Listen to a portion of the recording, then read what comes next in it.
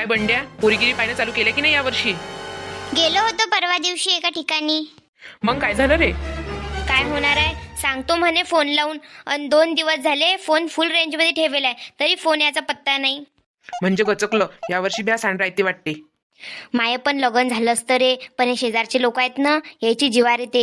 एका दिवशी या शेजारच्यानं त्या पोरीवाल्याला फोन लावून सांगितलं की पोरगा बिड्या पडते म्हणून. मग आता ते कशाला दिदीन पोरगी मरेले. मा लग्न होते ना, मग दाखवतो येईल माझ्या झटका. होते का ते लग्न ते पाय आंधी? म्हणजे तुला काय म्हणायचं आहे, लग्न होत नाही आहे ना? लच हरामखोर आहेस रे तू. तूनं काय दिवे लावले अन? तू बी तर 3 वर्ष झाले पोरगी पाहून राहिला. तुझ्या कोणी मेट जमला अजून?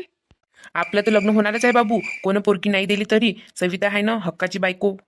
चुप बस रे तू. सवितीचा बाप घरी तरी येऊ देते का तुले? अन मला सांगून राहिला इकडे. पण आपलं फिक्स आहे यावर्षी. काय घंटा फिक्स आहे? सगळ्या गावाला माहित आहे तू कसा आहे तर. कसं आहे म्हणजे म्हणणं काय आहे तुझं? जाऊ दे आता, कशाला बोलायला लावतं. नाही नाही, सांगस तू आता मले की मी कसा आहे तर. सगळ्या गावाला माहित आहे की तू दारू पिऊन नालीच्या कोपऱ्यावर पडून असतं तर कोण पोरगी देणार आहे ते तुले. तू माया नको विचार करू, तू तुझं पाय. आपलं तर फिक्स आहे. आपलं तर लग्नच होत नाही यावर्षी. गण्या, तुझ्या काय मेळ आहे यावर्षी? होते का तुझ्या यावर्षी? काय सांगा आता काय होते तर. पोरगी पाहायला गेलं की पोरीचा बाप म्हणते नोकरी पाहिजे, वावरही पाहिजे. तिकडे त्या पोरीच्या बापाजवळ काही नसलं तरी चालते, पण पोराजवळ सगळंच पाहिजे. आता मी 10वीत असतं 4 सप्ल्या मारेलाय, आता नोकरी कुठून देऊ याले? हाव ना, मीनं बी अभ्यास केला असता तर एखादी हलकी फुलकी नोकरी तरी लागली असती. काय रे, आपलं लग्न नाही झालं तर कसं होईन? आपल्याला तमाशातच जाणं आहे मग. लयच अवघड दिसून राहिलं मला तर. तुम्हाला माहित आहे काय, आपल्या महाराष्ट्रात 1000 पोराच्या मागे 930च पोरी आहेत. बाकीचे 70 पोरं लटकले. तेनं काय करायचं रे बापा मग?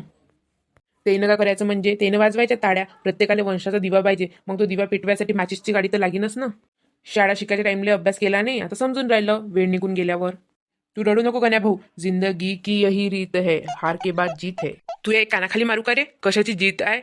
अभ्यास केला असता तर नोकरी तरी लागली असती, लग्न झालं असतं, माझ्या बापाच्या डोक्यावरचं टेन्शन तरी कमी झालं असतं. हे बरोबर बोलला गण्या भाऊ तू. आपले मायबाप आपल्याला जे म्हटलं ते देतात, आणि आपण आपल्याला वेळेची कदर नाही. आपण वेळेवर अभ्यास केला असता तर आता चांगली, खरंच आपल्याला चांगली नोकरी भेटली असती. आता वेळ निघून गेल्यावर पश्चाताप करून काय फायदा? जे केलं आपण ते तर आता भोगावं लागणारच आहे.